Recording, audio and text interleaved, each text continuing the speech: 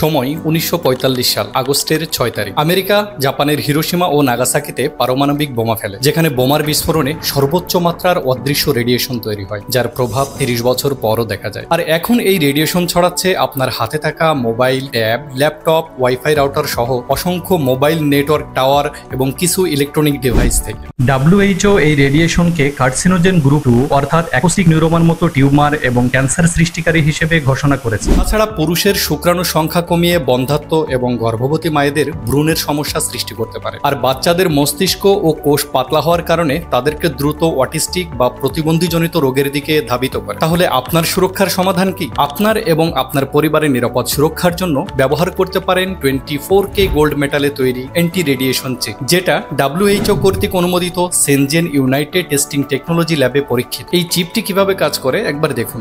আসুন দেখে নিই এই চিপটি কিভাবে কাজ করে। যখন আমাদের ফোনে কল আসে তখন দেখেন আমাদের ফোন থেকে কি পরিমাণ রেডিয়েশন নির্গত হচ্ছে, এবং যখন আমরা এই চিপটি ব্যবহার করব তখন দেখুন রেডিয়েশনের মাত্রাটা। আবার যখন চিপটি সরিয়ে নিচ্ছি দেখেন রেডিয়েশনের মাত্রা, এবং চিপ ব্যবহার করলে রেডিয়েশনের মাত্রাটা দেখুন। WHO এই রেডিয়েশনকে সম্ভাব্য কার্সিনোজেন গ্রুপ 2-তে শ্রেণীবদ্ধ করেছে, কারণ এই রেডিয়েশনের কারণে অ্যাকোস্টিক নিউরোমার মতো টিউমার এবং মরণব্যাধি ক্যান্সার সৃষ্টি হচ্ছে। আমি এখনও বসে আছি পকেটে এই মরণঘাতক রেডিয়েশন নিয়ে।